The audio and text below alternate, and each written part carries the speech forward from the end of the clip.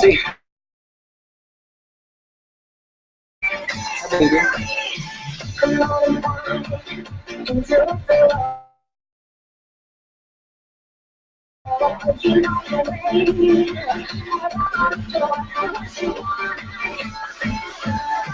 Give your ordinary dreams, should take them to extremes.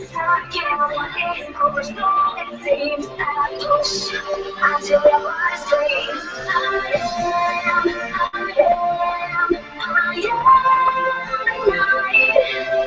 I am the blackness. I am behind.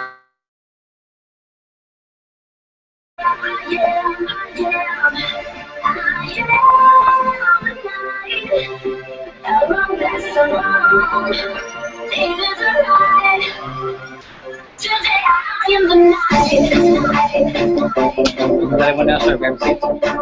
Thank you. Awesome. Thank you.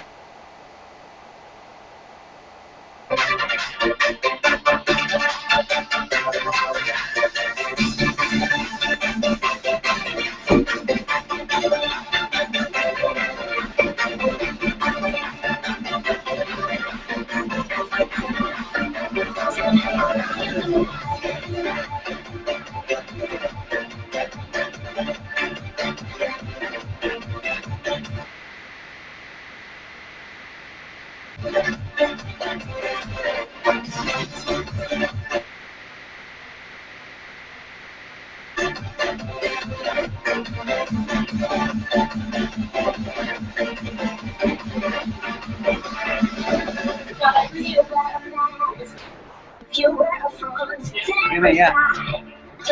Yeah, I have to start having seats. We gotta roll. Thank you.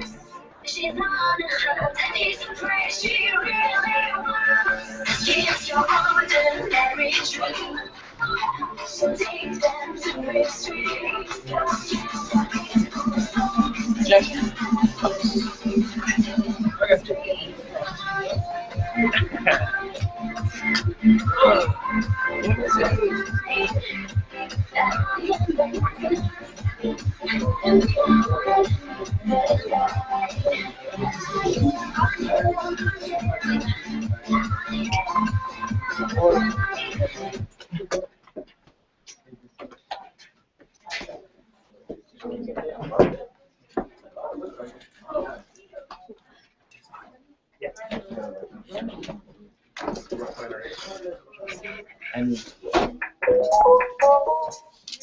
What's up? What's up? Grab a seat, everybody.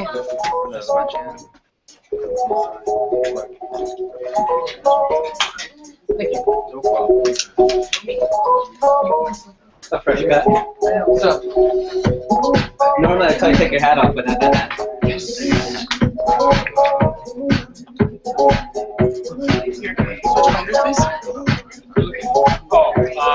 We keep the door open. Henry. I know.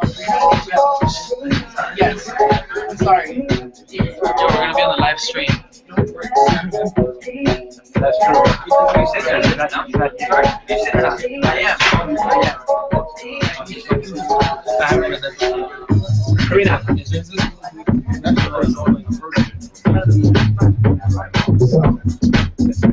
What up?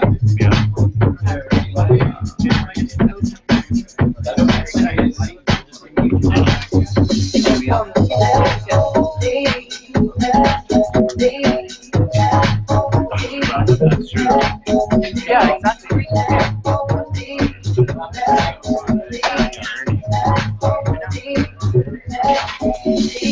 We get 8, but we just didn't reach the spot yet.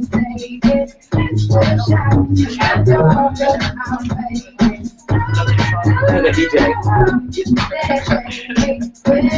We should have turntables at every office. I know. I want to do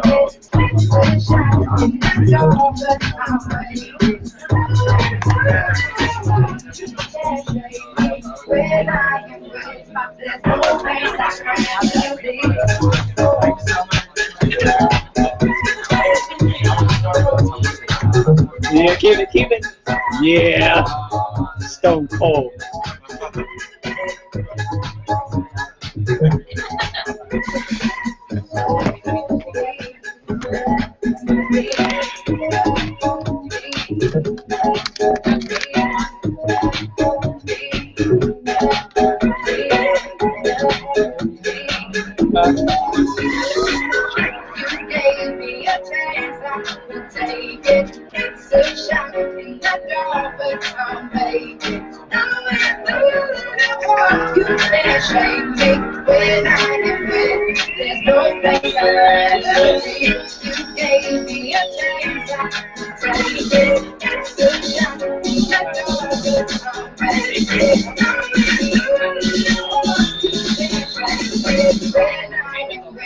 There's no place I'd rather be.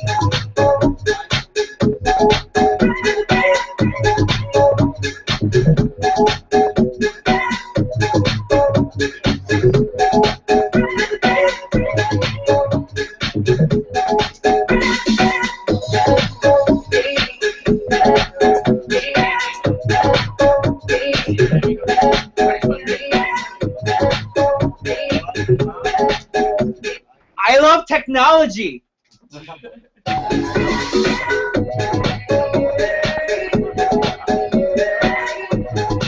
Hey, I want to give props to start with Kayla Crow, all the way from DC area, Camila and Raffo from the Gainesville area, Amanda Chung from UCF, Armando Chino. Where in America is Armando Chino right now?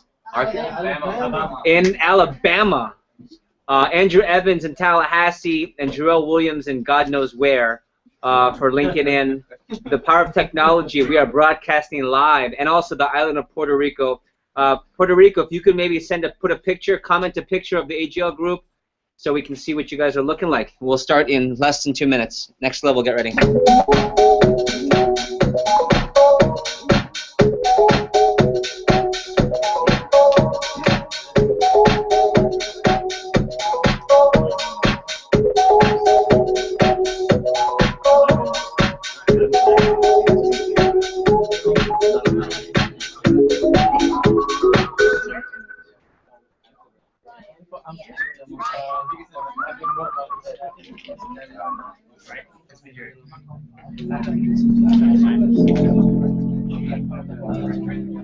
Taking higher than I've ever been. I'm looking back to stars I you. You're just a highlight, you're just a feeling. You're just the hardest thing on me. And even I can't find a way to stop you. Oh, baby, that I'm not true. You're just a chance to keep on dreaming. You're just another day that could be breathing. Baby, you know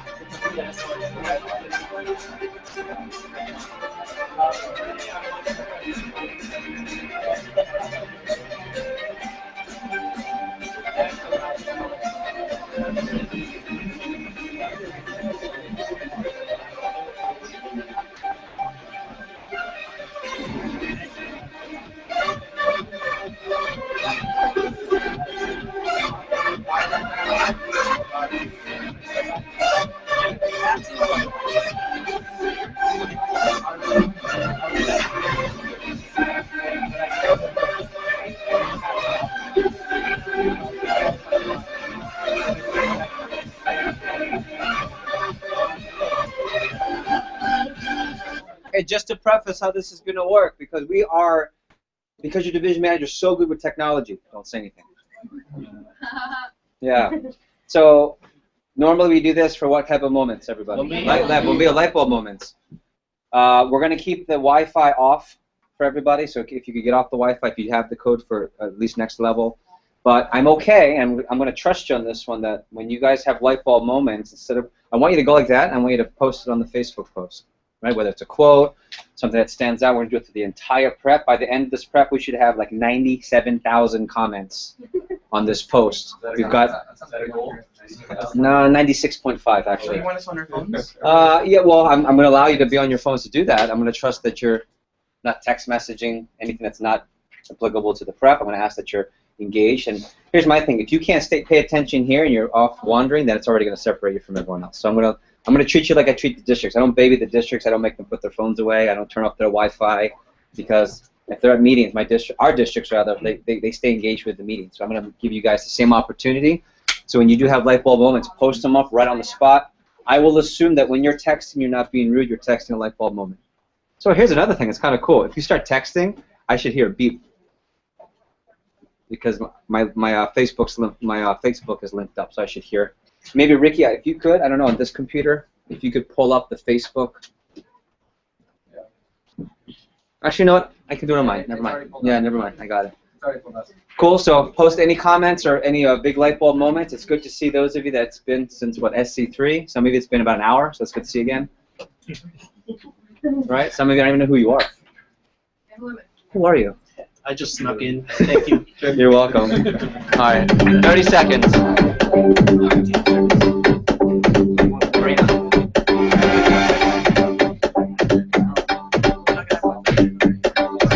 Anyway, when you're done, take out.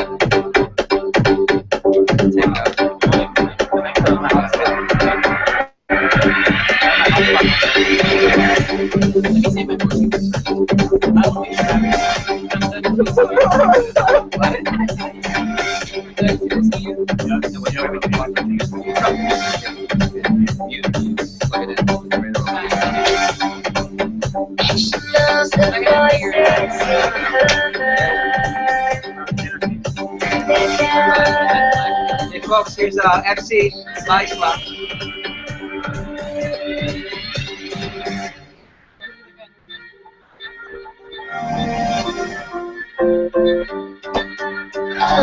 Silence becomes very silent. Losing the light. After washing and nothing inside. No good to give, no meaning to live. The missing of tonight. Everything will stop. After all they say, they simply say no. After all they say, turn away from God. Said she wouldn't cry, that was business now. After all they say, they simply say no. After all they say, turn away from God. Said she wouldn't cry.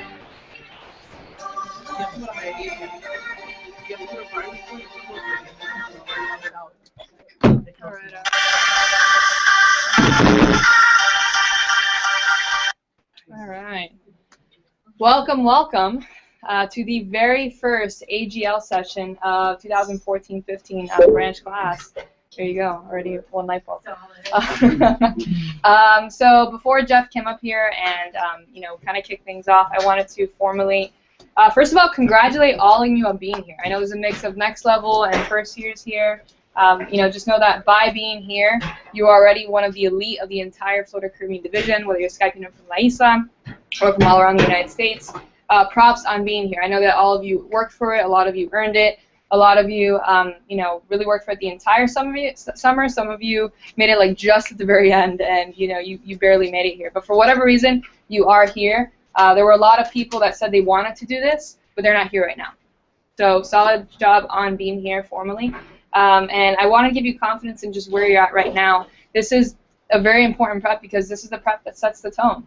How you guys act right now will really, set the precedent for what's going to happen in the future for a lot of other AGL meetings. And I wanted to formally introduce Jeff because this would be, if I was an AGL, this would technically be my 5th one, I think. I've been doing 6th.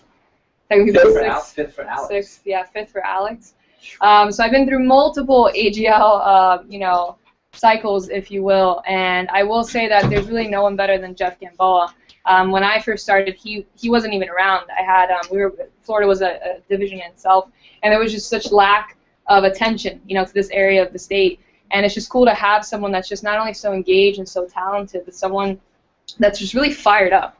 And I think you guys know about Jeff. You know that he can sell a lot. You know that he has a lot of energy. He's very professional. He knows how to dress well and eat really good food and have a good time.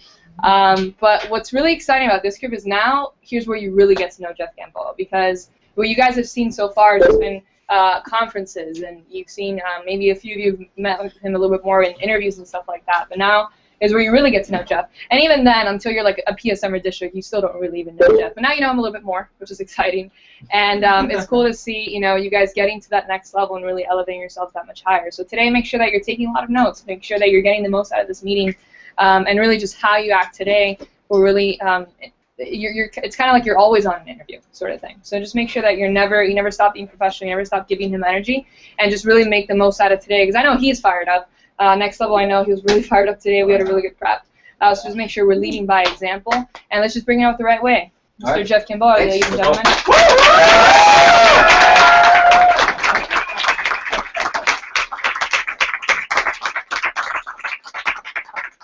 Nothing like starting the prep off with your baby picture. What? Okay. Okay, I don't want to start this way, but there are a couple of you who have already made not such a great impression by showing up late or not having your assignments. We can talk at a later time during today to address that. But my encouragement to you is don't make that a habit, and don't ever start with the wrong first impression. That's the worst. Don't show up late on the first one. But someone always does, so thank you. And yeah, you always give me a chance to make an example of that's not acceptable here. At other places it might be. It's not going to be acceptable here. Cool. So moving on. This has been a whirlwind. My whirlwind started, you guys remember SC2? Yeah. Yeah, so since SC2, since probably till today, has been the craziest part of what a division manager does. So a couple of things. I just got back from vacation. I could probably put 90 different pictures of things I did on vacation, but the most important thing, I had a chance to spend time with Heidi. I was on staycation in one of the most beautiful places to have staycation. That's South Florida. I got a chance to enjoy the bay. I got a chance to enjoy South Beach. Heidi still had to work, so she lives 2 blocks from South Beach. She's on 6th and Washington. So where all the action is. I went clubbing every night. No, I didn't go clubbing. Went to the beach. I had self-days at the beach. I journaled. I think I filled a whole journal. I got a chance to join South Florida Boxing Gym, which is some world-famous gym apparently. I didn't even know, but I got a chance to work out there for a week. Really cool. Got a chance to do a super fancy dinner at Nobu. It's a high-end sushi restaurant. Got a gift certificate. So really cool stuff. I feel really recharged, and that's what I've been up to. She's unbelievable. This is a slide I just put in today because I almost died today. Almost died this morning. I'm not even joking. This is pretty awesome. Near death. So I'm getting back from Heidi's this morning. It's 6 something in the morning. I'm in my gym clothes. All I have to do is go up, shower, suit up, ready to roll, get here early, work on the keynote for I only need 15 minutes to fix everything up. I get into my elevator, and I'm on the 3rd floor. So all of a sudden, the door closes. I think it's fine, and then boom.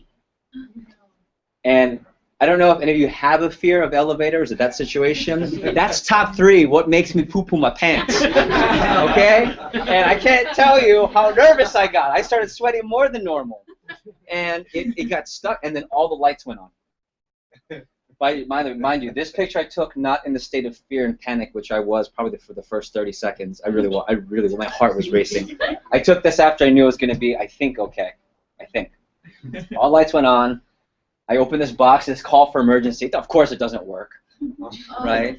I called Jenny, the homeowners association. She's not picking up. I hit the alarm. I'm like, grr, grr. It's Labor Day Monday. Everyone's sleeping at 6:30 in the morning. I'm like, okay, the last thing in my mind is prep, by the way. Sorry, no offense. I'm like, I'm going to die. I say a prayer. So what's the next logical so I pull myself, I say, you got to calm down, Jeff. You got to get into the right frame. High emotion equals what? Low logic. So I have to get out of an emotional state. So what better thing to do? What's logic? I call 911, right? Dispatch, I'm like, I've never called 911 before. Yeah. Right? I'm like, I was scared calling 911. How about that? 911 comes on. Yes, what is your emergency? And I'm like, I'm stuck, and I feel like a fool. Like I'm stuck in an elevator. That was my emergency. So we're going through, and then I just look, and I say, "Ma'am, hold on one second." I see the crack in the door. That was your light bulb? Okay, anyway. So I go, "Ma'am, hold on one second." I put the phone down. Like, I open it up, and the picture doesn't do it justice because this is the top half of the elevator. That means, you guys understand what's happening here? You're outside. Yeah, I'm outside the elevator. It's like there's like another portion that goes down here. This is like cutting half. So there's this movie called Final Destination where people die in the worst possible ways. Yeah. Like that's what I was thinking of, me like jumping out of this thing, the elevator going through, and then half of Hefe, right?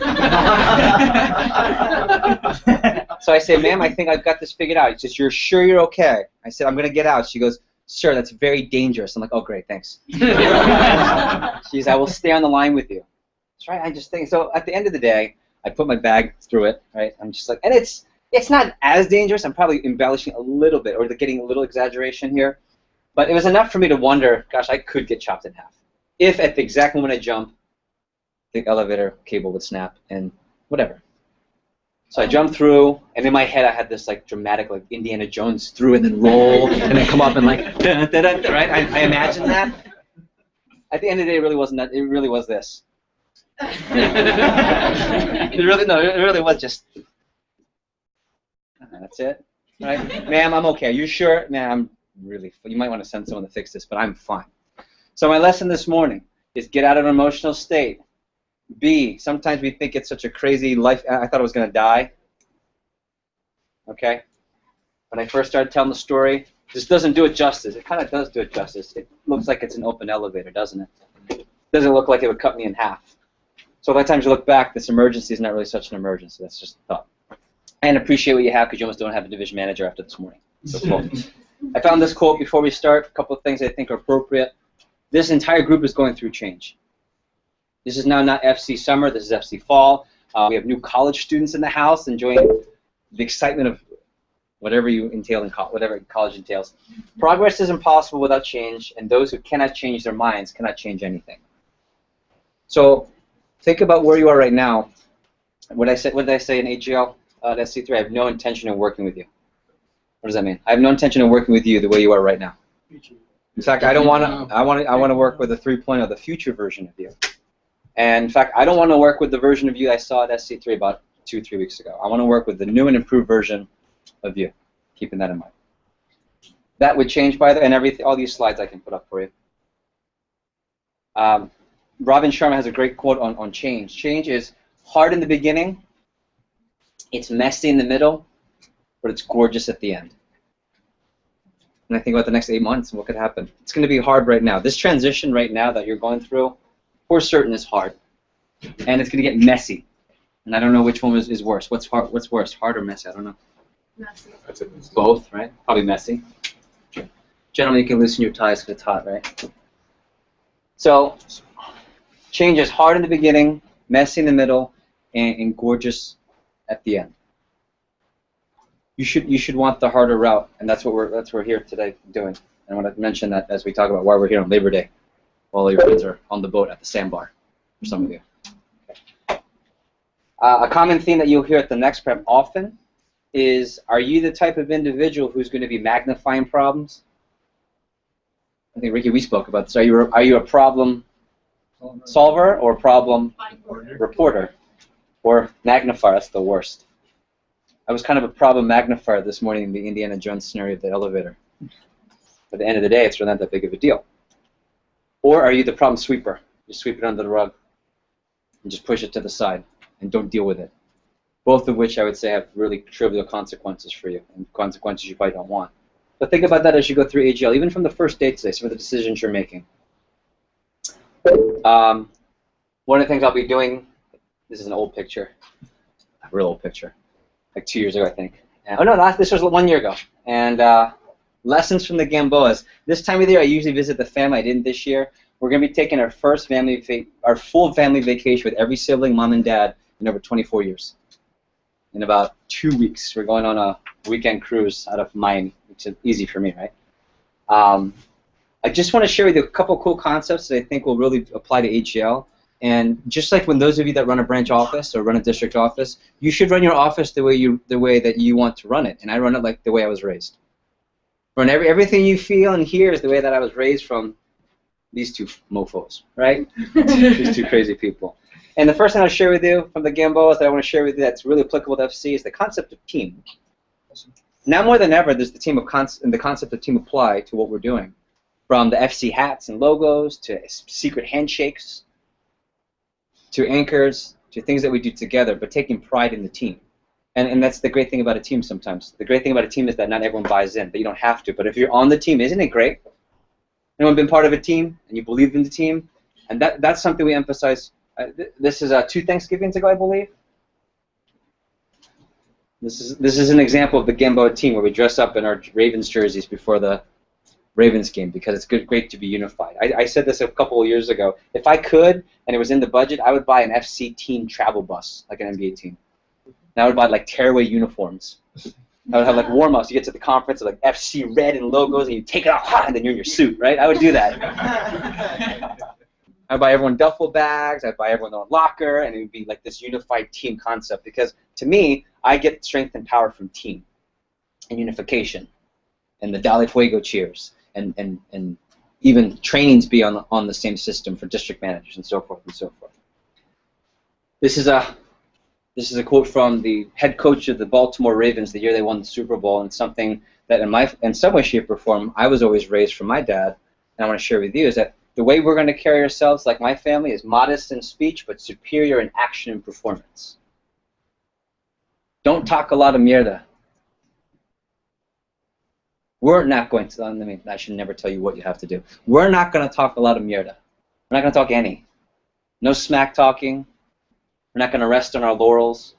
We're not going to talk about how much CPO we sold because that's what makes us better. Because I don't know about you, but if CPO defines success, 80% of you would be losers on the grand scale of things. Am I right? Some of you are barely here. Some of you aren't even at 8K. 2 of you are an exception to the rule. 15% of you are late. I mean, there's so many things that go beyond CPO because CPO doesn't define who you are. CPO doesn't define you here. I don't care who the #1 rep for this push or this one was. That was the push. That was that time. And about being modest in speech. And that's one thing I really love about our division. I think about having fun and being unique, or unique, whatever the hell that is. Unique. It's a new word. So I fixed that. And be proud.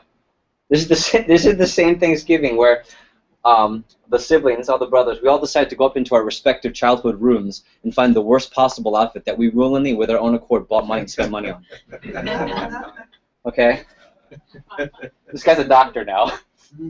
Emergency pediatric emergency response doctor. Looks like a hobo. Okay? This breakdancer over here is now a professional IT professional consultant and, as you know, 3.0 CG personal trainer extraordinaire. And yes, I willingly paid money on a Sean John velour suit with Timberland boots.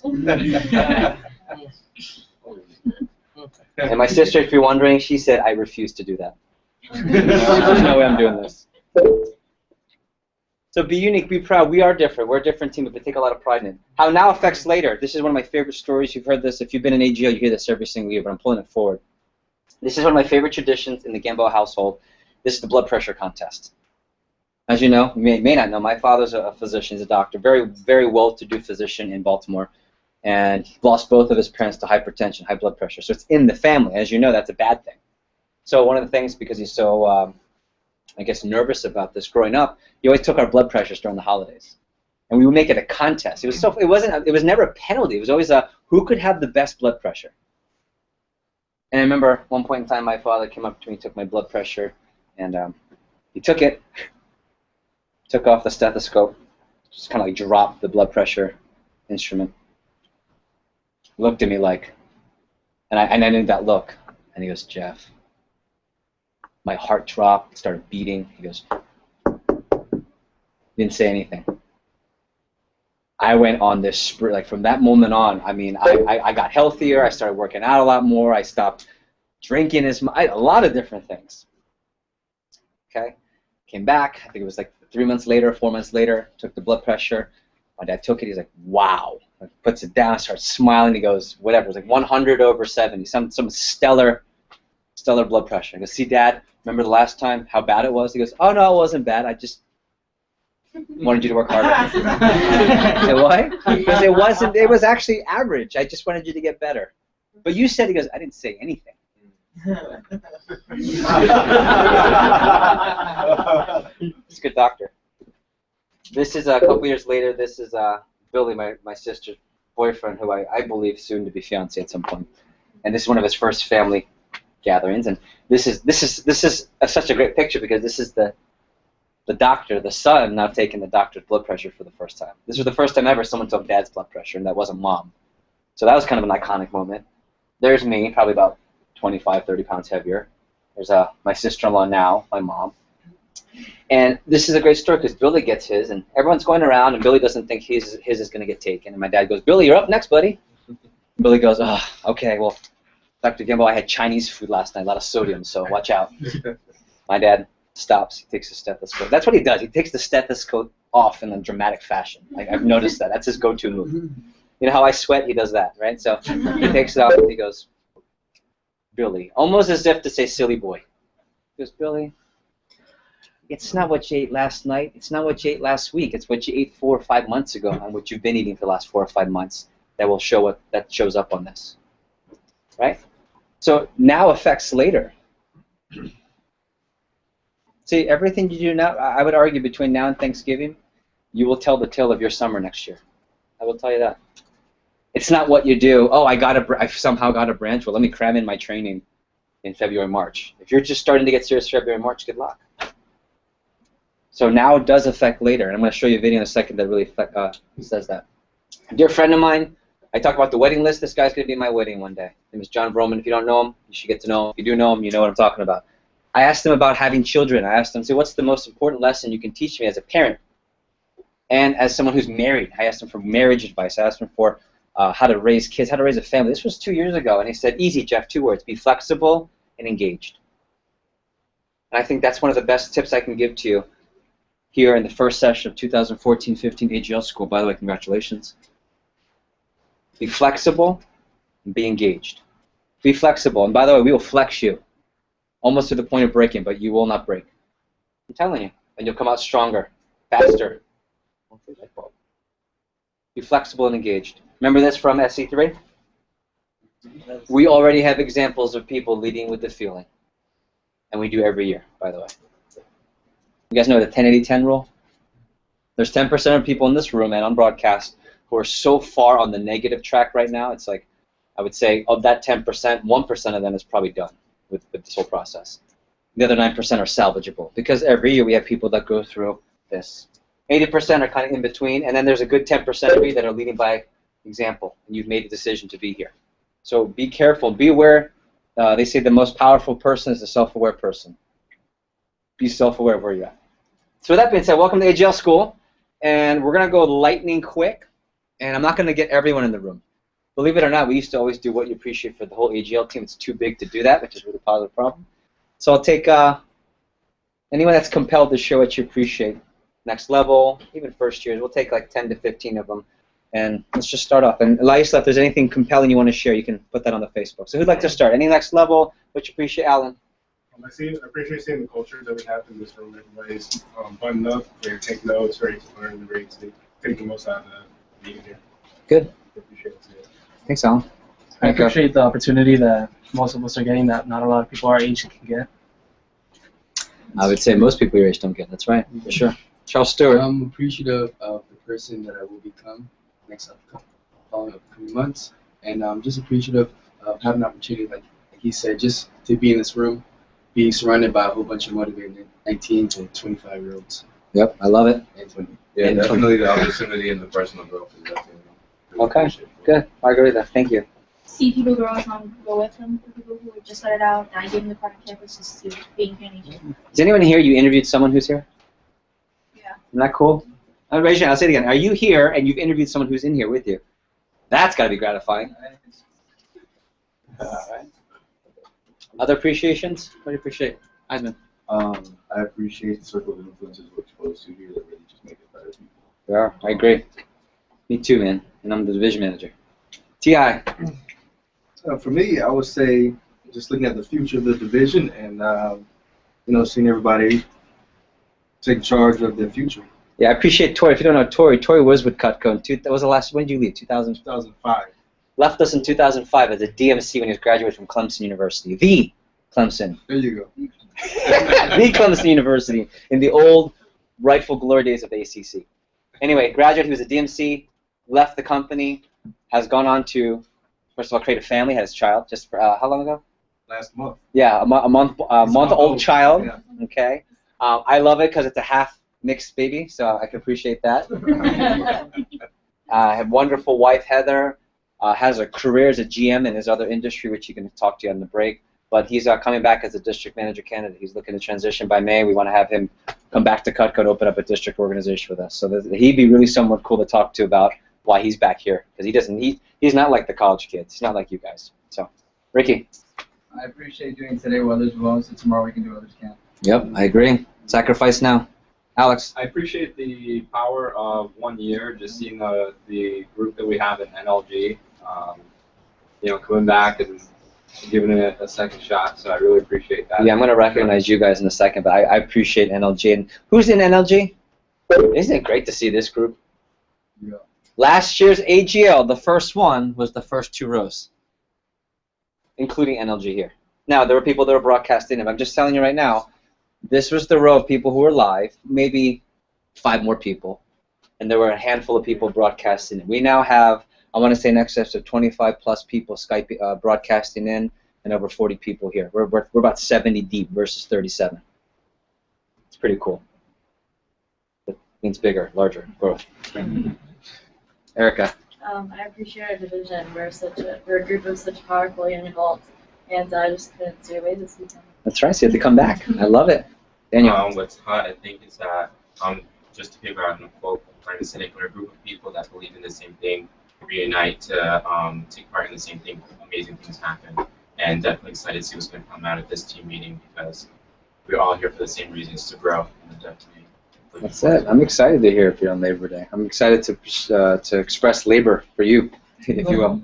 Anthony Paz. Yeah, I was going to say this. Yeah, just appreciating everyone's sacrificing today and the time, etc. But to be here, on point, excited, extremely competitive environment in a very positive way. That we're just all on point. I'm really excited to see that. So. Yeah, we're gonna go one more. I know, and how about this? We'll do what you appreciate throughout the other breaks too. So if I don't get to you, I'll end with back and we'll roll. I appreciate the layers that are here. Being able to sit next to Karina and Erica, and just completely different sides of the spectrum. But also just it throws me back to where I was and the people that were above me, and then now I'm different place, and the people that are coming after me.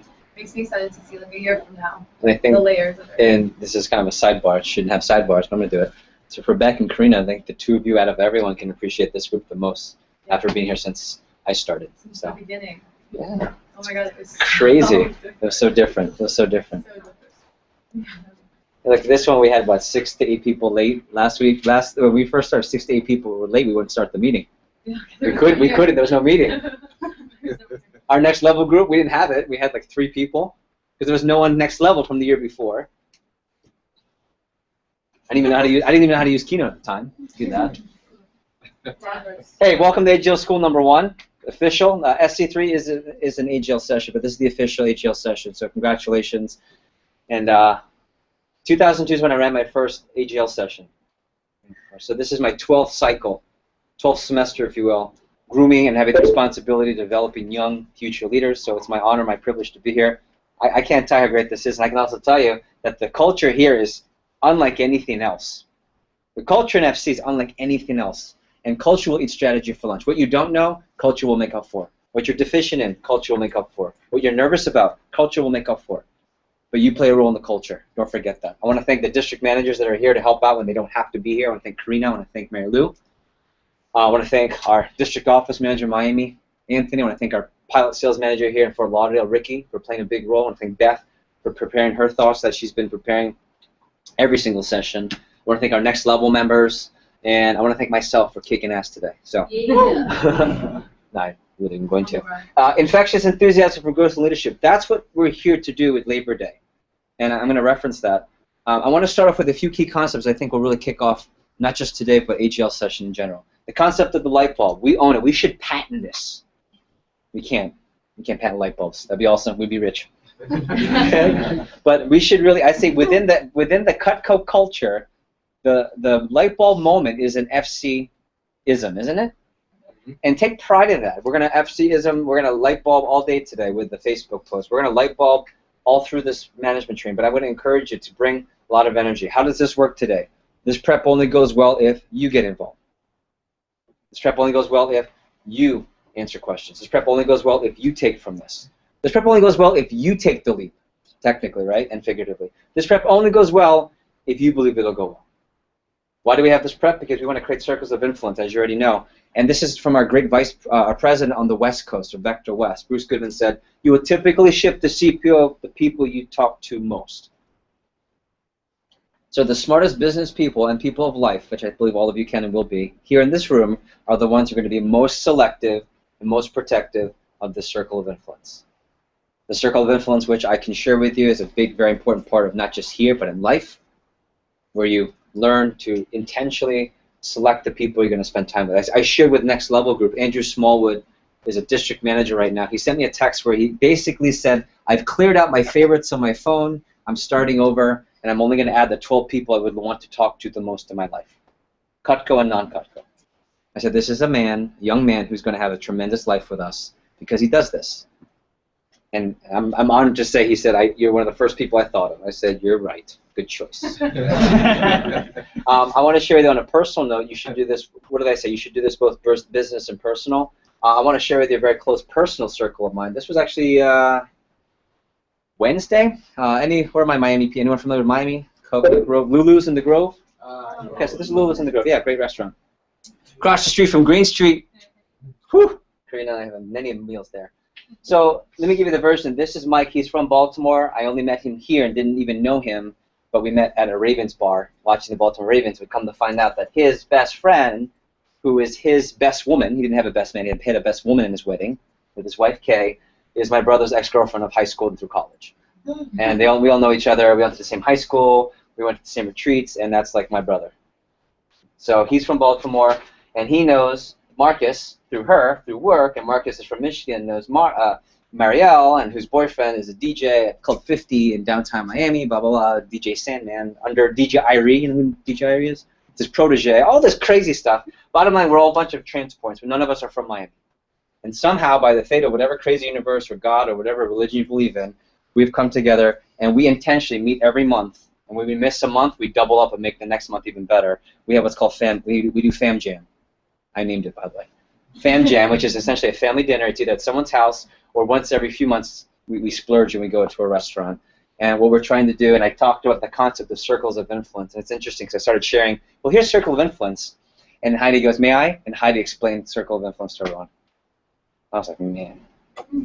Keeper. And people, I remember the feedback was, man, I wish someone had taught me this all through college. I wish someone had taught me this growing up. And what we're trying to do is force that circle of influence here.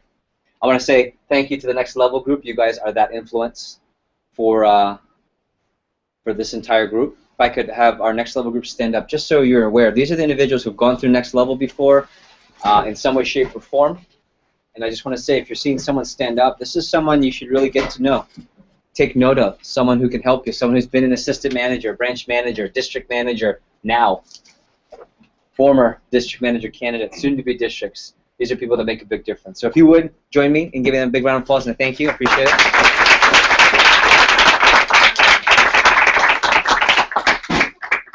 If I were to say phrases that you heard as a potential AGL candidate all through the summer from Jeff, either on stage or via text, were what? Things like what? CPO talks. CPO talks. Like what else? Stay on your radar. M3PG, get on my radar. Yeah, stay on my radar. Big one that now is more so applicable, make a statement. Everything you're doing and not doing is making a statement. How you showed up today, how prepared you were or were not, what time you got here, your CPU going into this, your CPU prior to this, sales you made last night, selling a signature right before you get here. All make a statement. being disorganized, being a hot mess, if you will. Two of you, you look a hot mess. I don't even have to ask. You look a hot mess. Your actions are speaking so loudly, you need not say anything. Everyone's making a statement. This is an interview. From now until, let's say, year-end banquet. This entire process is an interview. And the great thing is, you don't have to be perfect the whole way. What do we say? Progress, not perfection. PNP. But everything you do is making a statement. Everything that comes out of your mouth, choose your words wisely. Choose your actions wisely. Make sure your communication is wise because it's representing you. That's one thing I want you to remember. With passion and fire, if you're going to do it big. If you're going to be here, don't just be here. That's what I'm going to say. At the end of this prep, I'm okay with you saying, Jeff, let me talk to you. Don't waste your time. Don't waste my time. Don't waste the next level's time. Don't waste the district manager's time. If you're going to be here, go all out. Right? Ricky was saying earlier he appreciates a fired-up development group. They're not just active advertising. They're enjoying what they're doing and handing out cards and building the team. If you're going to be here, be here. Don't be too cool for school. Most of you aren't. You should don't accept anyone that's too cool for school. Right? Wear the hat, because the hat's cool. Do the special handshake, even though everyone knows what the handshake is, but we just say it's secret. It's not really secret, but it's awesome, because only we can do it. And don't let other people who aren't in it do it. Right? Ricky said this and stole it, but it's part of the theme. We're doing now what others won't, so later we can do it others can't. And I know what it's like. Every year I go back and relate to being a college student. It's on Labor Day, and all my friends are texting me, "Where are you?" In that voice, because they're in that state of mind. Right? Where are you? And I know what you could be doing, where you could be. Those of you that came back, Staccato, I appreciate you. I appreciate you, Tim. It's coming back from first weekend on the weekend of college opening, if you will. I know you're missing to be here, but I have a lot of respect because the same people that are giving you crap are the ones next year they're going to wonder how you got that experience. I'm just telling you. I don't mean to say that in a fight us against them kind of way, but take a lot of pride that you're doing things that other people won't. My brother's a trainer, and he says one of the most gratifying things is seeing someone who is able to, like for example, he's got this one guy, and he was able to go to some beach party and some family reunion, take off his shirt, and feel super confident because he lost about 40 pounds. Wow. And he's like, and he's ripped and jacked and feels confident. And my brother doesn't train meatheads. He doesn't train the ones that just want to do it to get girls, so to speak. He doesn't. This is a guy who had no confidence, and he texted my brother, and my brother was showing these texts. I almost cried. It's like this guy's like, I feel like a new human being being able to go to this party, and everyone's asking me where half of me went. Right? I'm getting emotional because I'll show you a picture in a second. Right, Karina? And that's what I want to talk about for you because you're doing now. This is the workout that, right? This is the workout at 5 a.m. that you hated. That you don't remember when you go to the competition and you win, or you go to the beach and you feel confident, or you go to the family reunion and where's half of you. That's what this is. This is an example. When you're active advertising, when you're at preps on Monday night for an hour and a half and you're tired and you have to study, but you're still doing that. We're doing now what others won't. And I've made a career, made a life of doing things that other people won't. And I encourage you to take the same thing. Instead of I have to be here, how about I'm here and other people aren't? Take pride in that. Because I can assure you that you're still here. Physically, you're here. How you choose to view it's up to you. That's a big part of it. How you go through AGL, because showing up, they say showing up's half the battle. It's not. Showing up the right way is half the battle. Why do we have AGL? For the same quote I play in every training every single week from Mike Williams, School of Menders, Business School and Professional School, Oklahoma City University. Because in the Wall Street Journal, he talks about how college students separate themselves. He talks about the ability to have not just resume skills, but life skills. He talks about having eye contact and confidence and how being able to run a branch office is a great benefit to you. I want to share with you a quick video. This is Andrew Smallwood, who I was referencing earlier. Andrew's been through three or four AGLs with me, and probably another 2 or 3 with his prior division. Andrew's now a district manager in the TKO division, 3-time pilot sales manager, went to the George Washington University, the most expensive school in the country. Actually, funny story, my sister called me up. She goes, "Is there a guy in Cutco, long curly hair at the time?" Yeah, this guy in my dorm room, he's like annoying. He's like walking up and down the phone trying to study, and I hear, "Oh, Mrs. Jones, scholarship, Mrs. Jones." Squeeze me in. I go, and I run outside and say, "Hey, are you working with Cutco?" And he goes, "Yeah." I work with Cutco. Oh, my brother does Cutco. What's your brother's name? Jeff Gamboa. He drops this phone. He goes, holy shit. That's my division manager. He goes, no, it's not. Your sister! And they became friends. It's an awesome story. This was a few years ago. I asked him to give a few thoughts on why it's worth your time to be here. And I thought I'd share it, that you might find this interesting. So take a look. Andrew Smallwood. Florida Caribbean Division. My name is Andrew Smallwood, and I'm excited to be speaking to you today virtually. And I just wanted to share a couple of things from my experience actually going through AGL school multiple times. So I'm a multiple AGL alumni.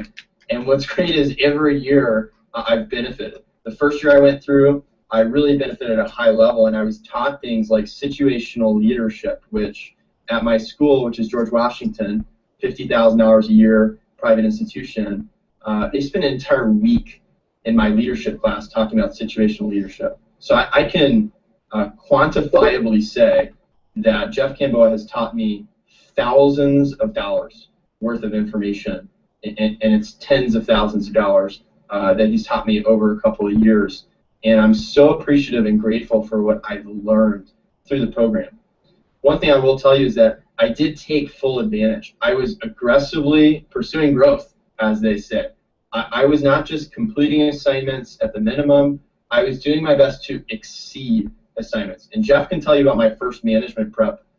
I was definitely the most improved player first before I became the most impressive player.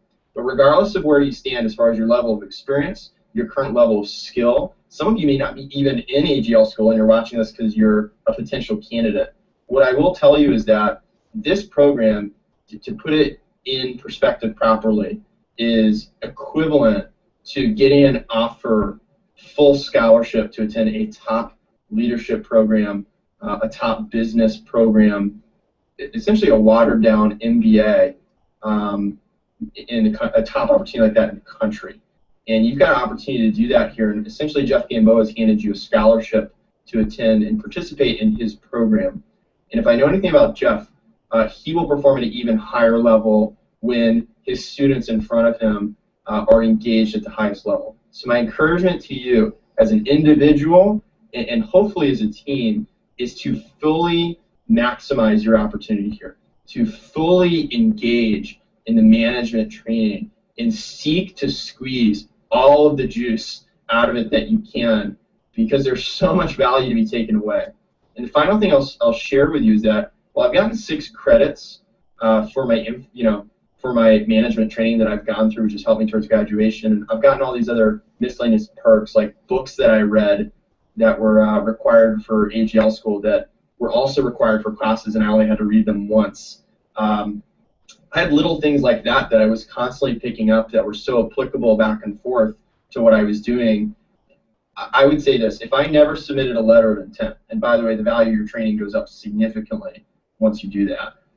If I had never submitted a letter of intent to become an assistant, a branch, a PSM, a district manager, I would tell you through 4 years of going through college, 4 years of just selling Cutco, I would have still gone through the AGL program for everything that I learned, all of the free valuable knowledge, and number 2, the friendships that I developed and the tremendous bonding experience that takes place each year in this program.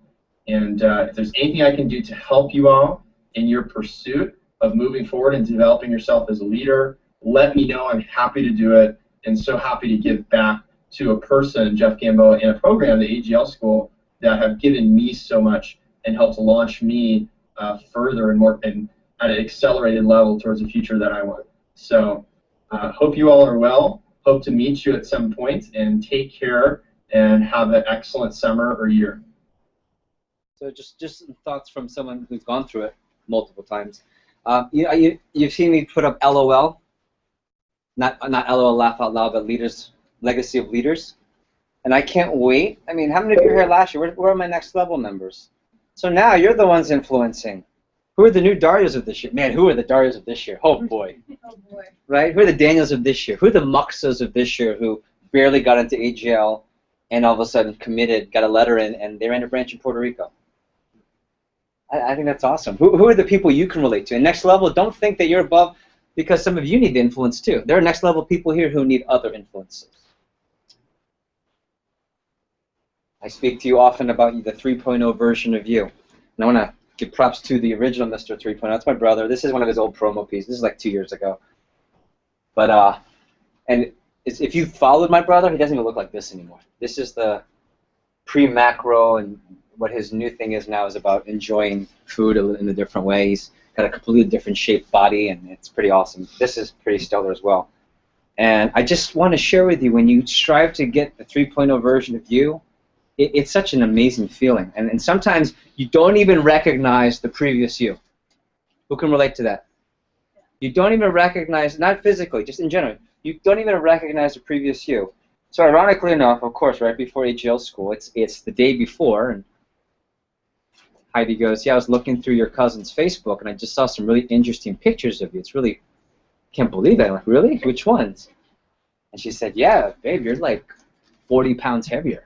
I'm like, I was never 40 pounds heavier because you look like it. I said, really? And so we were pulling up some photos. I'm like I couldn't even recognize me. And of course, Heidi said, babe, that's not why I love you. I'd still love you if you look like that. I'm just saying. I'm like, oh, nice job, right? She goes, but it doesn't hurt, is what she said. And I mean, this isn't even one of them. This is Christmas, I think, 2 years ago or something. First of all, my brother's chubbier. This doesn't look like Chris. Cindy looks great, right? Look at this. I don't even think that looks like me. Maybe it does. Does it look like me? Kind of, sort of. I mean, I know. Beck knows that, Jeff. So this is Panda Bear Jeff. I'm just using this as an example. This is a physical aspect of 3.0, and I can go on and on. But think about, I mean, I think about the 1.0, the beta version of Mary Lou. Right? I think about the initial version of Paz that I first met when I first started working with Anthony. I think about the initial versions of you when I first met you at an SLDM. Remember that? What was that? When I first met you at an SLDM, or at a conference for the first time, or visiting an SLDM. Remember that? I mean, there's just so many. As a receptionist, Heather, just so interesting. I just can't tell you just how 3.0 can make a big difference. I also want to share with you, the power of being in this room is the power of the FC. The power of the FC is the way that we operate, and the way that we operate are the 4 anchors. Anchor number 1, true professionalism. And it doesn't matter what other offices do. You can expect to be in this organization. You'll expect to be in an organization that has the utmost professionalism, not just in language and how they carry themselves, not just being on time. That should be the given. If you can't get that right, work on that first. Man, that's tough. You got to get that stuff right. Right? The concept of I'm on South Florida time doesn't apply here. And you fill in the city. I'm on Miami time. I'm on Latin time. I'm on Cuban time. I'm on Filipino time. We say it too by the Filipinos too. It doesn't apply here. That cop-out doesn't apply here. Right? After the next session, next management prep, we do checkbook register, checkbook management, credit score, personal weekly and monthly budget, and how to dress professional. So when I see the third prep, your money's buttoned up. Right? Some of you guys spoke about that. Your money is buttoned up. You're not have any emergencies with cash. You're better with your money, and you dress more professional. This session, we're going to talk about planner. Alex is going to give you the goods on how the 3.0 version of how to use the planner. When I see it the next prep, we have no messy situations with your planner. Some of you didn't even bring your planner. I don't even have to ask. I already know. Okay? So just think about that. True professionalism. Following through on assignments. Following up on communication like a professional. Explosive team building, whether it's a PR program. Explosive team building can also apply to this, right? How does it apply here? Not just for PRs. How does explosive team building apply to AGL? Say it again? Yeah, creating new managers, helping each other develop into the next system. High standards of sales performance. When it's push week time, folks, it's time to play, and that's what we do. We come to play when it comes to push weeks. Next coming push week is the SLC push. We're going to come to play. We're going to have a contest even for the mainland and for Puerto Rico. Last year we did the NFL football game. I want to bring more people, so we're going to do something different. It's going to be fun. And last but not least, anchor number 4 is aggressive pursuit of growth. If you're in the FC, this is how I expect you to operate. Operate from a standpoint of professionalism, explosive team building. It's sell when it's time to sell, and it's always time to sell, isn't it? Because CPO talks, and always be growing. That's it. If you choose not to abide by these, you're not in this division. This is what defines our division. But what defines why we're doing, even for you, for me, we just had a discussion of this at next level, is we're still trying to create this M3 PG experience, this most powerful professional and personal growth experience. If you're not experiencing that, change something. If this isn't the most powerful personal and professional and personal growth experience, you shouldn't be here. So either change what you're doing or change how you're viewing. That's my suggestion to you. How do you make statements here? You make statements through what? Your matrix. That's the new lingo for the fall. Improve your matrix. Make a statement. How do you impact matrix? Startup. I'm going to recognize later on Facebook all the startup. We have people submitting $1,500, $2,000, and that's great, by the way. And I want to give props to the people who have, I would say, 2 levels up. 2 levels up. We'll go here. 2 levels up would be $1,000 at this point. If you're at 1,000, you're 2 levels ahead, and you're pretty much on the A list right now. But that's just one part of your matrix. So for those of you that have been at next level, what does the matrix allow me to separate and allow me to do? Very carefully, Daniel. People that are serious. Number 1, okay. It also it prevents the buy a branch program. Mm-hmm. It prevents the here, Jeff. Here's 10 grand. Branch. That's one part of it. Funding, and you remember this quote: "Those who are trained and are funded will run a branch." Those who are trained and those who are funded, if they desire to do so, will get an opportunity to run an office. And by the way, running an office in our company is the premier opportunity. Those who are trained and those who are funded, I should hear a beep any second now. Those who are trained and those who are funded will get an opportunity to run an office if they choose to. It also gives you clear expectations as to how it is that you need to get branch or whatever it is that next up. Yeah, there are objectives, tangible things to shoot for. Not, oh, is this? Oh, I have a manager, a couple managers say, oh, this person's they're so awesome. They use the term bad, you know, a bad butt, whatever it might be. Like, this person's awesome. Why? They're just awesome. Why? They're just awesome. This prevents that. The matrix makes it, no, show me why they're awesome from a standpoint, from a selling when it counts, from a savings. And then there's the intangibles. What are the intangibles? Everything else, okay? Speaking of anchor number 3, selling. One part of the matrix is your career sales. But there's another part of the matrix that I love, which is sales during the fall. And that's my favorite because I have people who've gone through AGL. Well, I sold a lot during the summer. That's great. That's got you here. What are you going to do with it? Every year, I usually have someone who, 1 or 2 people, they'll have a big, as relatively large summer, and they kind of like rest on their laurels the whole fall. Like, well, yeah, but this is what I sold in the summer. That's what you sold to get here. Everyone's on even playing ground right now. Hence why Muxo's here, having run a branch. I was just going to say feedback off that. Just from the years, seeing people, like, whenever you kind of, like, relax or slow down in the fall and the spring, it doesn't serve you well because in the summer, you're only going to be doing more than you've ever done before if you get a branch opportunity, even to be an assistant or a district, etc. So if you just put more on your plate now, you're getting ready for the summer. Yeah, you're stretching yourself. Yeah, stretch, exactly. I agree. So here the push, don't slow down. Plus, selling increases more than one of your scores. What does it increase? Your career sales, your startup, and your fall sales. So 3 in 1. 3 in 1. SLC push, September 16th to the 29th. That's going to be the only national push. We'll have a contest that we'll announce. Okay. The Fall Classic push is the kind of inter-FC push to get things warmed up in October. And then, of course, the juggernaut, the SC2 of the fall, if you will, is the Olean push. But I'm going to tell you right now, we're not going to wait for the Olean push to explode. Watch out for SLC push. This is our push to start. And I can tell you, the push weeks are where people jump in the matrix. Muxo jumped in the matrix. Big time. Many of you jumped during SLC push, during Olean push. And this is stuff from the last prep, and you have this on your calendar as well. The Olean push officially. I love this picture because if you've been to Olean, you know what this is. If you haven't been to Olean, you're highly curious. The Cutco car. All the parts are thermoresin. No, I'm just kidding. The mats are wellness mats on the inside. That would be awesome. I know. October 27th and November 10th, there'll be contest announcements. The most upcoming push is the September 16th start to the SLC push. And I have a contest to announce for La Isla, and we're going to get an official announcement out after this prep. It'll go up on the Facebook page. We have 2 different versions because I can't be down there. But for Puerto Rico, we have a 4K to feast. So anyone that sells over $4,000 for the SLC push will automatically be a winner, and Pau and I and Leslie and Christian, the districts, will coordinate it. But we'll have a night out, like a dinner night out for everyone in Puerto Rico that does over 4K for the SLC push. And then here, last week we only took like 5 people to an NFL game. I don't want to take that few. So we're gonna do the Dirty Dozen.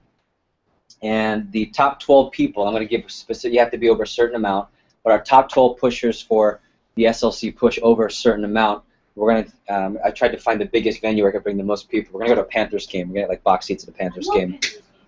Okay, well, and we'll throw rats under the ice. I don't even know what that's for. I just see people throw rats on ice.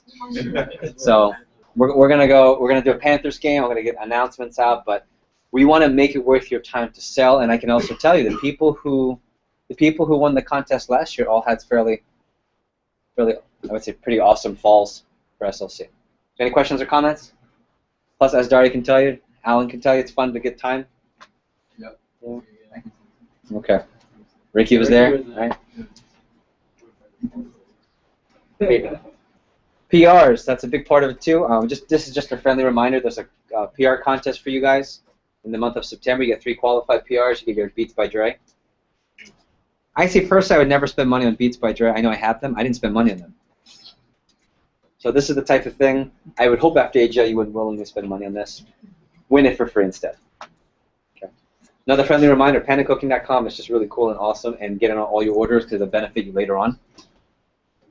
Has anyone gone to Panda Cooking yet? Yes. Go to PandaCooking.com. Has anyone seen like the... It's awesome. It's pretty awesome. Are you registered? Yeah. Okay. Wellness mats, I can tell you from first-hand live experience, they're awesome. Oh, man. I had to see twist his ankle. Okay. See, I want, whatever this is, I want it. I don't know what that is, but. Letters of intent. I want to share with you, if you are serious about being considered for a branch candidate, meaning you want to be identified as someone who's not just a good candidate, but someone who wants to earn for sure, and if selected, run a branch office, with fully trained and fully funded, go ahead and submit a letter of intent. A letter of intent states that you're 100% committed towards being a branch manager, why you should be selected, and the things you're going to be doing to earn it. I will be sending an email with all of the letters of intent so far. I do want to recognize, and a couple of you are missing. If you're missing, just let me know. It's maybe because I didn't get the official email version of it. Some of you, I think 6 or 7 of you, actually gave me a letter of intent on your interview, and I wasn't accepting them during the interview until you got into AGL school. So I want to give props to the following people who have submitted the letters of intent. Anthony Paz, Jarrell Williams, both for district, Alan for 2-time branch manager, Andrew Evans, Esteban, Dwayne Dennis, both Isas for branch manager, and Mr. Torrey Isaac, which is arguably my favorite letter of intent, a la LeBron James, I'm coming home.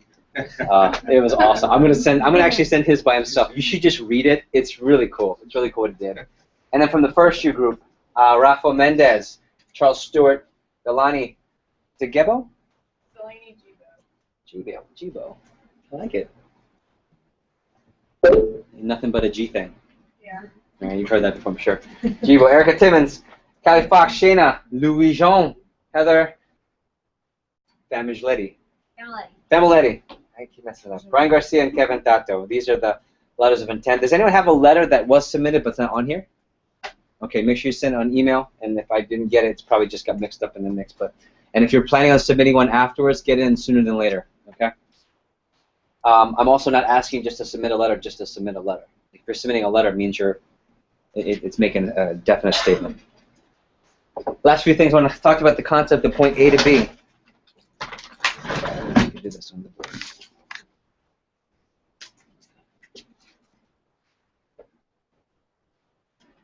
So think about point A to point B. You can relate this to anything you're doing, whether it's AGL from now until the next prep, your semester of school, now till branch, everything you're experiencing now. Let's say where you are now, where you want to be here with your fitness. Where you are now, where you want to be with your finances. Where you are now with your training, confidence, all that. When you get to point B, those are all the challenges. Anything that was a challenge should no longer be a challenge at point B. What I mean by that, the things that were hard in middle school shouldn't be hard in high school. If they are, there's a problem. Think about the things that bothered you most in middle school. Then go to high school. Then go to college. Then go to now. Then go to over 30. Then go to 36. You should continue to progress. So from the moment you get here to here, there's all this. There's that journey. There's that process. No next level. First years only. What is all that? First years only. What is all that between A and B? All that stuff going on. Obstacles. Obstacles.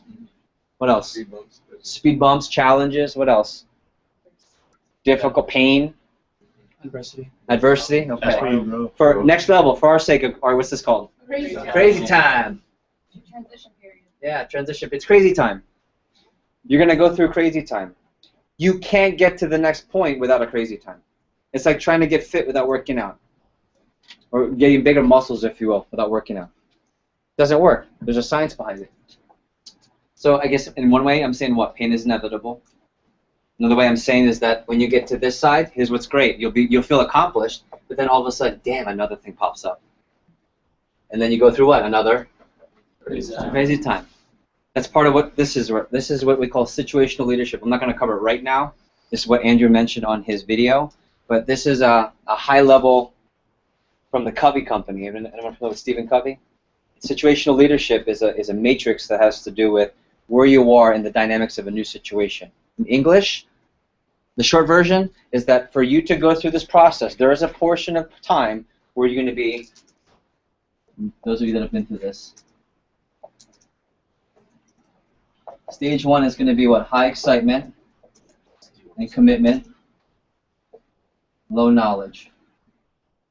And you don't even have to take note, just kind of see me on this one. High excitement and low knowledge. Stage two, you'll have medium knowledge.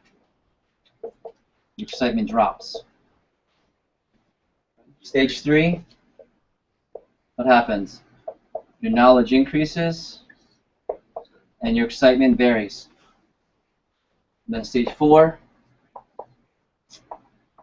both are high. So even more so in plain English. This is all of you right now. You don't know what the hell's going on, but you're excited as hell. Branch! Yeah! I don't know what the hell that means, really. I'm running an office. I don't know exactly how that works. Especially, can you relate to this? Do you want to run a branch, so how does that work? I don't know, but I'm excited.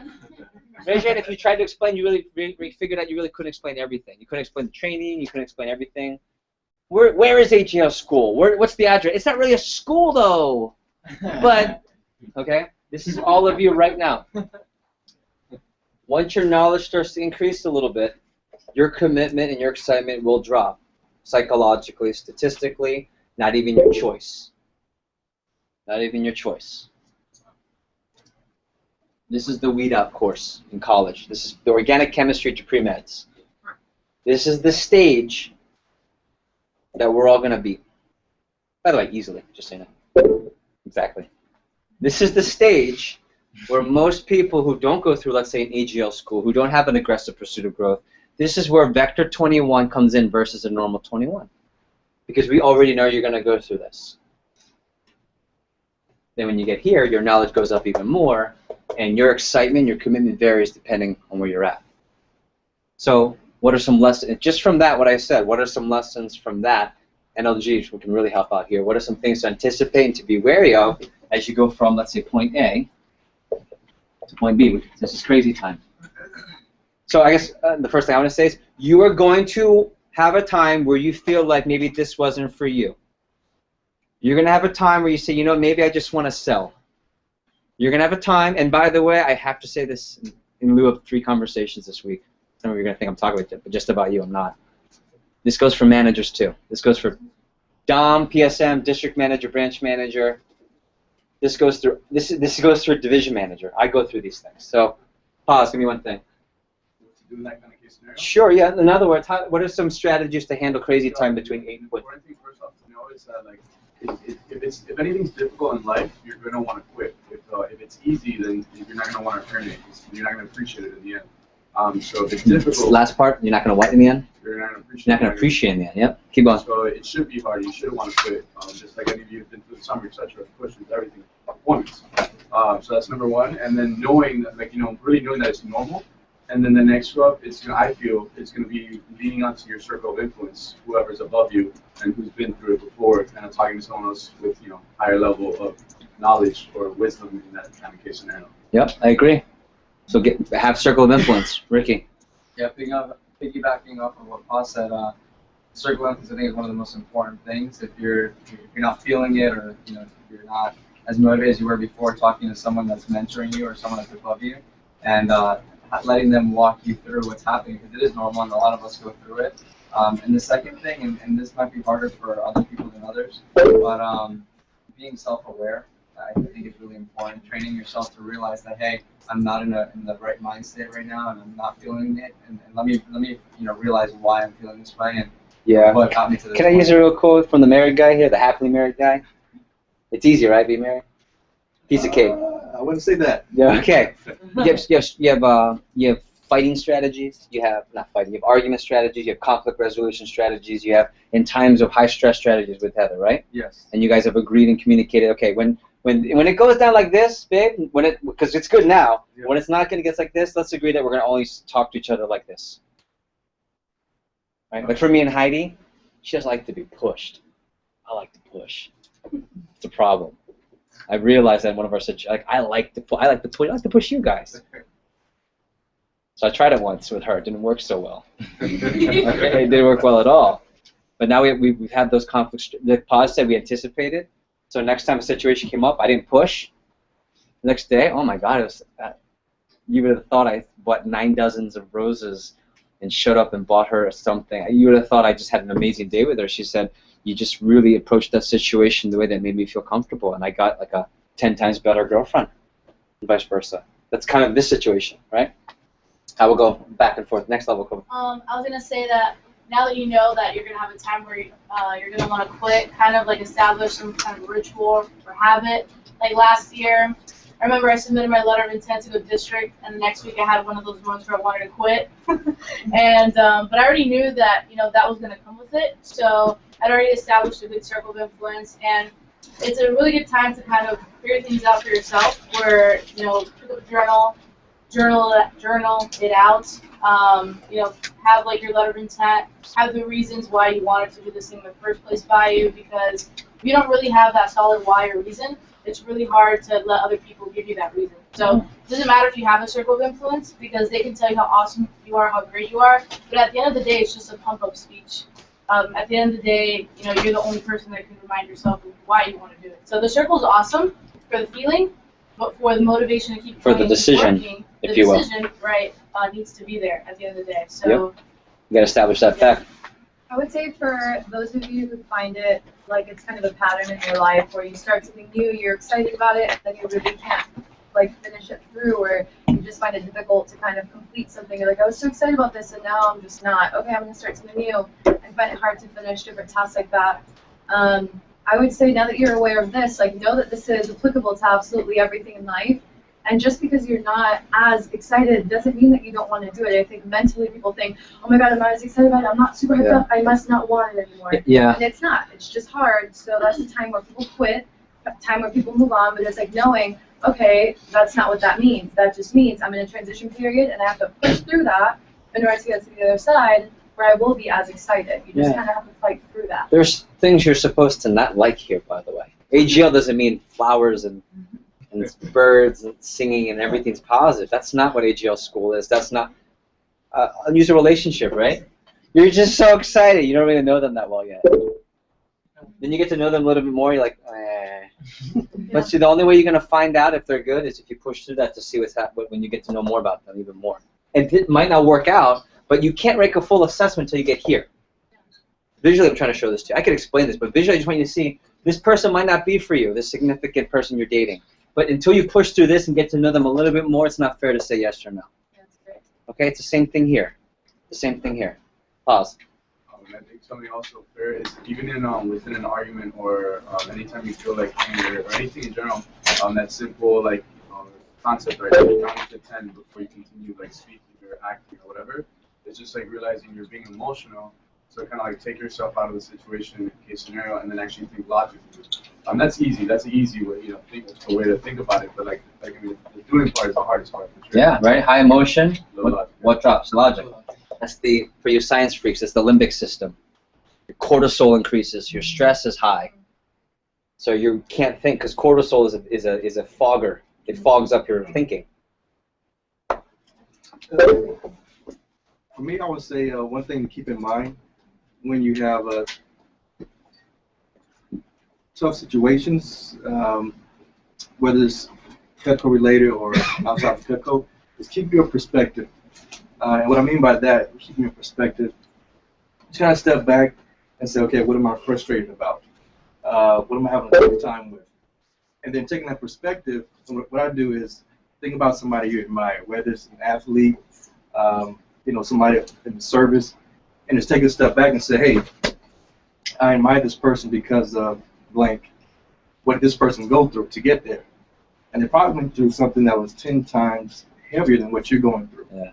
And so just take back and say, hey, if he did this, I can do this. Yeah. This piece of cake. I can, sell while I'm in school. I can learn to interview and do this while I'm in school. So just take a step back and get your perspective where it should be. Yeah, I had one of the first years here. You know who you are. I won't point you out. But I promise I wouldn't. Essentially had a I don't know if AGL's for me conversation. I had that conversation with you this week. First year. I don't know if AGL's for me. I said, and they listed off things like, well, I don't know if I'm cut out for management. I think I want to sell next summer. I don't think I have this responsibility. I'm a first-year college student. I want to be a college student. All these things, right? And I reminded them of their interview. So let's go back to your interview. What were you excited about? Well, I want to stand out. I wanted to stand out and be a leader and separate myself from my peers. They said I didn't like the pressure of what AGL was putting on me. And then I reminded them of the interview. It's a guy said, I really like being the go-to. I like the pressure of being the go-to guy. Right? So it's like bipolarism here at its best. It's not really bipolarism. It's just this individual has just gone to what we call D2 phase quickly. Watch. This should be where most people are here. This is stage 1. Hopeful, inexperienced, curious, new and unskilled, optimistic, excited, eager, enthusiastic. You don't know what you don't know yet. Sound familiar? Okay. So what does that person need? They need to acknowledge their enthusiasm and transferable skills. What do you know that can apply to this? Clear goals and roles. Priorities. That's called the matrix. Action plans, information, boundaries, limits, step-by-step plan for learning. That's the syllabus. But then very quickly, you will all have to go through this treacherous phase called D2, like the death zone, if you will. Does this sound familiar? Some of you are already going through it, and you don't want to admit it, but I already know. Or I can see it on your face, even right now. You're like this. Overwhelmed, confused, demotivated, demoralized, frustrated, disillusioned, discouraged, still learning, inconsistent, but you have flashes of being great. What do you need? You need involvement in clarifying goals and actions. You need a freaking PC or get a call with your manager to get clarity. Perspective that progress is being made. That's communication. Assurance that it's okay to make mistakes. That's communication. Explanations of why. Isn't that interesting? How do we train you to understand the what? The why is objectives. Opportunity to be heard. Some people just need to air it out. I had a great session on Saturday with one of you. Need coaching, building skills. That's what we're doing here. Reassurance. That's me. Praise for progress. Help and analyze the success and mistakes. That's debriefing. Sound familiar? So we have a structure in place to help you through the crazy time here. Anything here like that? Yeah? First years be taken from this. How about this? You're going to want to quit, and I'm telling you before you do.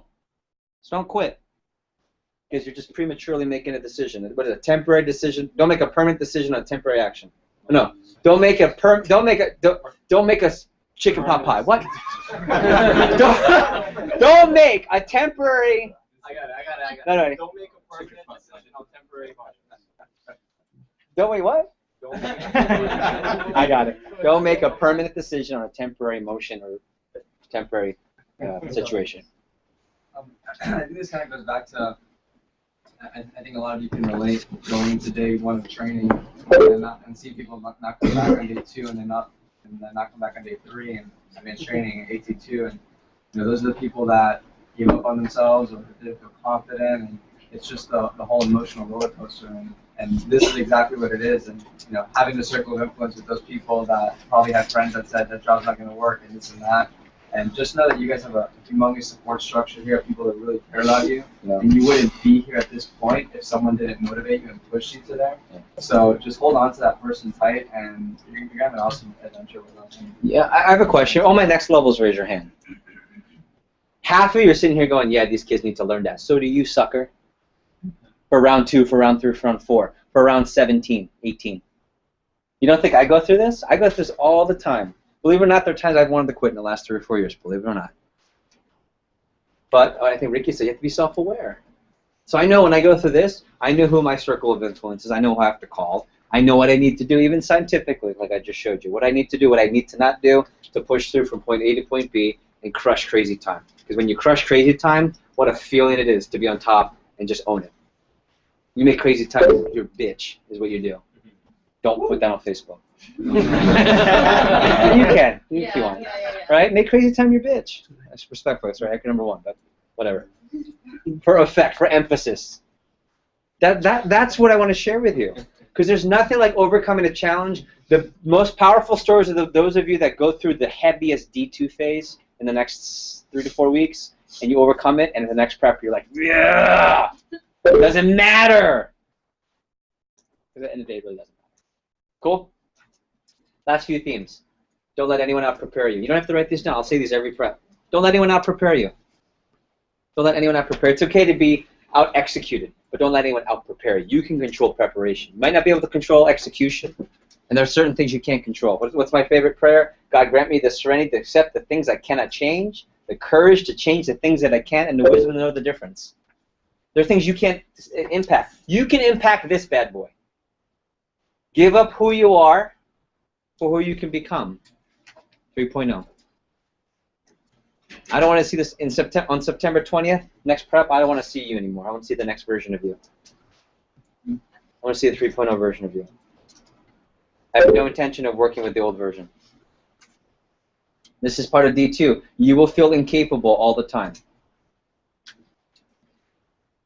For those of you that feel like you are ahead of the game, the first person that feels like that is actually last place on the totem pole right now. I'm telling you.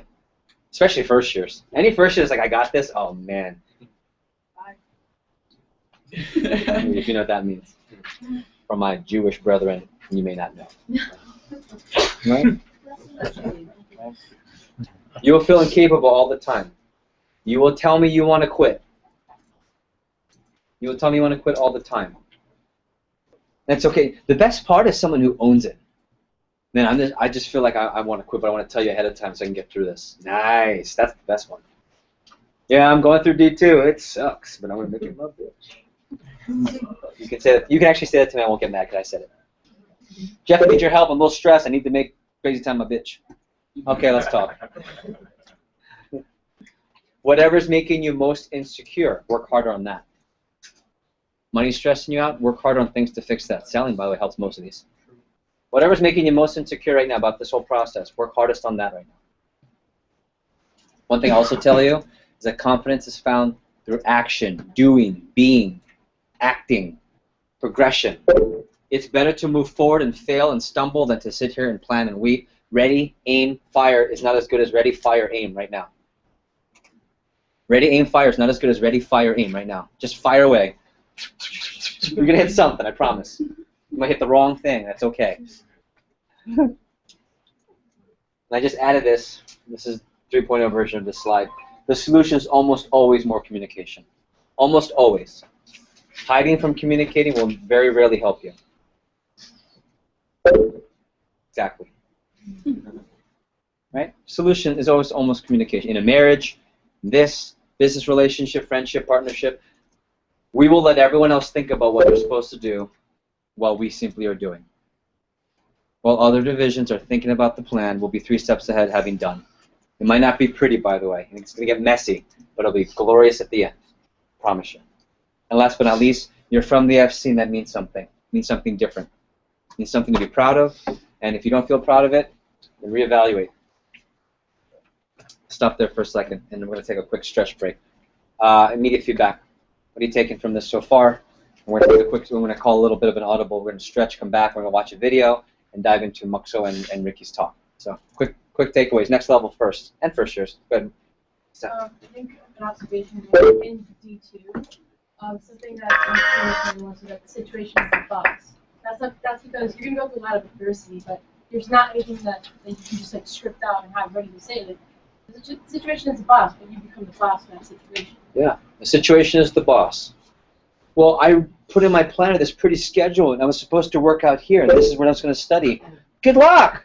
The situation, meaning that thunderstorm that blew out all the internet in your school, that's the boss now. So how do you adjust to the situation, not to what your planner said it was supposed to happen? Right? I was supposed to, this whole weekend was a whole situation with the boss for me. Everything. Don't get caught up on what's supposed to happen, Dylan.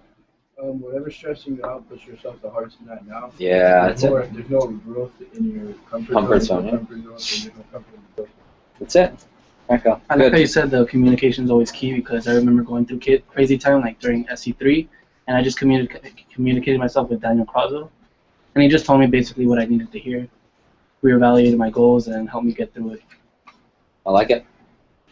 Really just put in perspective that things don't get easier, you get better. Because through these chaos, getting out of these crazy times, that you get better dealing with your next crazy time between B and C, and so on and so forth. So really just appreciating it. Yeah, embrace the chaos, if you will.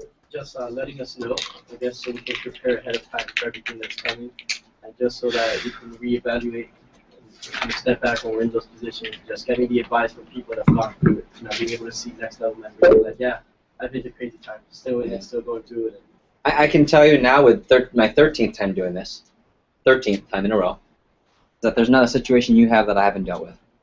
Not even the worst, and I pray that some of those situations never happen to you. I've seen the worst of the worst, and people still get through it all. Trust me. Just the recognition of the fact that first off, not to be easy, that there is going to be a time where you feel like quitting and whatnot. Yeah.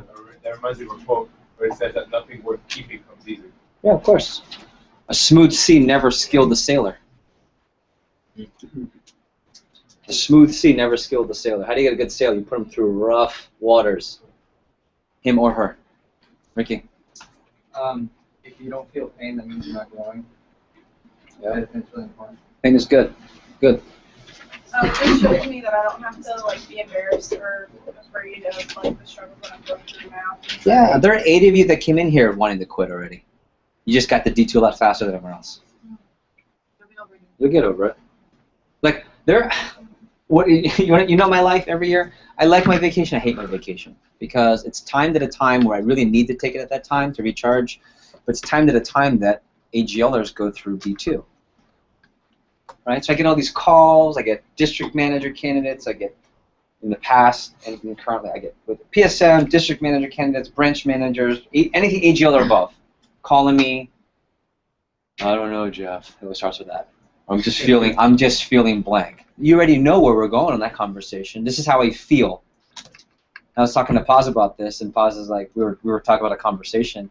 Yeah, this is how I feel, and Paz is like, I'm just already tuning out everything they're saying. I'm listening, but it's all emotion right now. It's not logical, but it's how they feel. When you strip away the emotion, you get down to objective logic. Like that's what this is for. I guess what I'm trying to do is set up logical, objective systems that knock some sense into your illogical self when it gets to that time.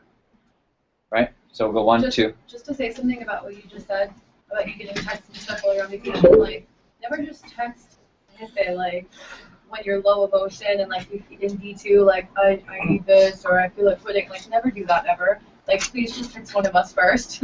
Like, one of your mentors or one of the leaders in your office, and somebody, like, in the next level group. Because we can help you and, like, help you through it a lot more than he can, and we'll be open to listening to it. And then if need be, we'll, give them a heads up. Thank you for that, by the way. Yeah, like, never do that. Like, if you do that, that's not okay. It's not okay. It really is not okay. How about this? You know why that's not okay? Not everyone's laughing. Why? Yeah, you just made Hefe's life easier. I don't want an easier life. I don't want it to be easy. I don't want to work with people who haven't thought for themselves first. Yeah. That's what I want. When you come to me and say, that's like, oh, who's worked with me before? Who's gone through the morals of Gamboa and how to, okay, what phrase do I hate? What is it? What is it? I don't know. Hey, Tori, so-and-so, something, something. I don't know. You didn't even think. Yeah. You just said, I don't know. And what do I always say? If you did know. Oh, well. And you come up with an answer. Yeah, we'll prepare you for the conversation. Right? So when you come at me with I don't know, it means I chose to not even think for myself or try to make crazy time a biatch. And you did not. at least attempt to make it your biatch, and if not, we will help you make it your biatch at some point. Yes. Well, my biggest thing would be, as someone who has gone through different types of adversities, also trust the training that you're given to help you pull through. You know, not when shit hits the fan, literally, the very first thing, like you said, you ready, fire, aim. The very first thing that we're doing in military is firing, then aiming, because you don't know where the enemy may be, literally. Told you, this guy's crazy. That's true. So same thing with it can be applied to any school course that you're taking, something like this. There are times when it just hits the fan. Yeah. You just need to trust that the managers have your best interest, that you have our best interest at heart, and that the training is going to also help you pull through. So trusting your training, trusting yourself. Reach out to the leaders that are above you, that have already gone through things that can help you, guide you along the way. But the training that you are receiving along the way definitely will get you through also. Yeah, the situation is the boss, and go back to the training. So we'll take one more next level, and then we'll do more feedback in a second. So pause, wrap us up. I think it's just a big, like, overall, for me anyway, and just like the whole intro and just like kind of going through the D2 phases in general, it's just like no one wants to be or emulate someone who had something given to them easily. The more trials and tribulations you go through now, the better the trainer, the better the individual, the more like of a leadership role you can take in life, period, because people can look up to you and be like, oh, you went through this, can you help me in this? So if you don't go through hard times, like, you have nothing to show, you have nothing to And the better the story. Yeah, okay. Good stuff. Nice first session, folks. Let's do this. Let's take 10. But here, we do working breaks. So next level, stand up. All right? So here we have next level members. What I'd like you to do is find the next level member, and during the break, ask them. So if you could do one of 3 questions, you don't have to write them down. If you could do AGL over again, knowing what you know now, what would you do differently? Another way to ask that is what are some strategies to really effectively progress through AGL? How do I get the most out of this? How do I make crazy time my biatch? Let's say it that way, it's more professional. Okay? How do I crazy time my biatch? All those questions, and I'd love to see what you guys come up with. Or meet someone you don't know. Meet 2 or 3. Got it? We'll take 10. Next level, I need your help in bringing people back in 10. Thanks, folks.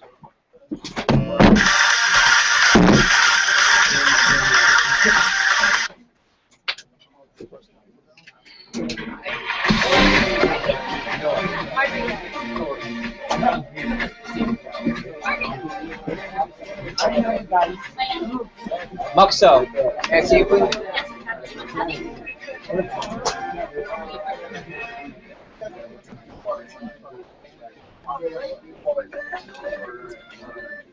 I'm going to have to call audible/range times here. You're supposed to be next, but I feel like we need to get into No, I actually started back in like late December. I started my class started and then I went to Yeah, yeah, no, like I started